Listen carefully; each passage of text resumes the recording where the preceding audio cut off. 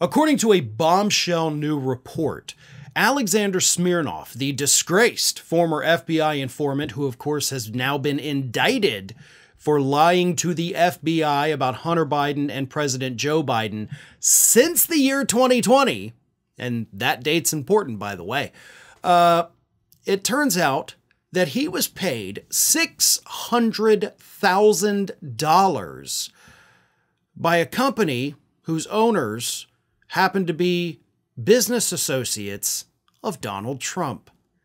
Now, this is a very winding, weird story. So to make sure that I don't mess anything up here, I'm going to read you what The Guardian reported. Not reading the whole report, obviously. There's a lot of stuff that's not necessarily relevant, but here's what happened. Back in 2020, Smirnov was paid $600,000 by a company called Economic Transformation Technologies, ETT. Prosecutor said that same year, Smirnov began lying to the FBI about the Bidens, according to his indictment. So this group pays him $600,000, and then suddenly he starts lying to the Trump administration about Biden, who of course was running against Donald Trump in that general election that year. And it's important to remember before I even continue, because this is like super relevant. There were also reports that Donald Trump became increasingly irate at Bill Barr, his attorney general at the time, because Barr was not taking action on the Smirnov info. So Donald Trump knew that this Smirnov information was there, and he knew that Bill Barr wasn't doing anything about it at the time. So Trump was fully aware that Smirnov was turning in dirt on the Bidens. He, I guess, at the time didn't know that Smirnov was lying. We have to give him the benefit of the doubt on that. But let me continue. ETT's CEO is the American Christopher Condon, who is also one of 3 shareholders in ETT Investment Holding Limited in London.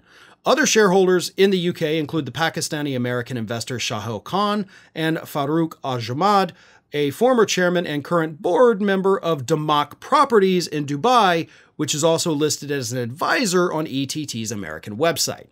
So already we're getting tangled in a web of companies and people and all that, okay? So hang with me here.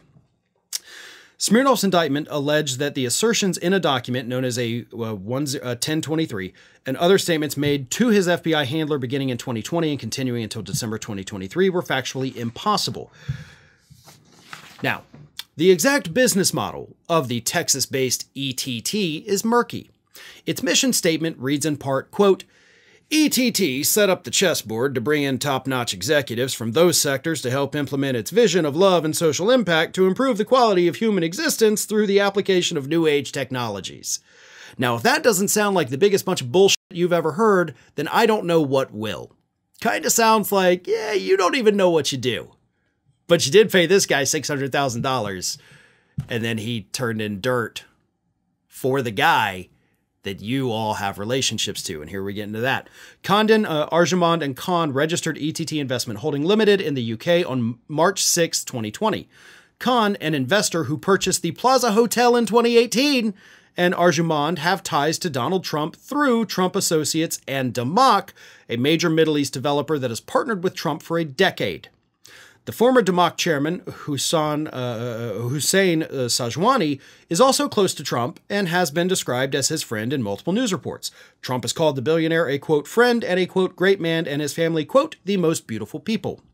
Sajwani attended Trump's 2016 inauguration, and Trump's sons Donald Jr. and Eric Trump attended the 2017 ribbon cutting of the Trump International Golf Club in Dubai, licensed by Damak in 2014. Sajwani and his family also attended a party in 2017 at Mar-a-Lago. Trump's sons would go on to attend Sajwani's daughter's wedding in 2018. In 2017 FEC filings, Trump disclosed making up to $5 million from the Damak licensing deal. Not done. ETT Investment Holding Limited was dissolved in 2021. Huh. So you only existed for 1 year. Interesting. And in that 1 year, you paid Smirnov $600,000. So the big question is, what in the hell did they pay Smirnov $600,000 for?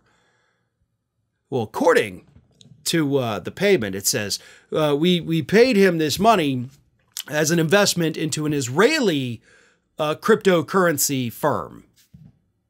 So Smirnov, in addition to, for some reason, being an FBI informant with ties to the Russian government, we're also supposed to believe that he was starting a cryptocurrency firm in Israel with money from Donald Trump's friends in Dubai and the UK. If it all seems murky and very confusing, do not worry. You are not alone. I've read this 8 times and it's still very confusing tracking down that web. But what it tells me, and this is what we know, like this is what's confirmed here, okay? They start this business, they pay this guy $600,000, he starts feeding the DOJ fake information about Biden, and then they dissolve the company. That doesn't sound legit at all to me. Maybe you have a different understanding of that, possibly. All I can give you at this point is my opinion, because obviously I don't know the intricacies of this, but it seems fishy as hell. This seems like the kind of thing that warrants an investigation, especially because Donald Trump was demanding that his DOJ take action against Biden based solely on Smirnov's information, whom Donald Trump's associates were paying hundreds of thousands of dollars. Yeah. Not that I want to keep investigating Donald Trump until the cows come home, but I do think that this particular new revelation is definitely the kind of thing the DOJ needs to start looking at right now.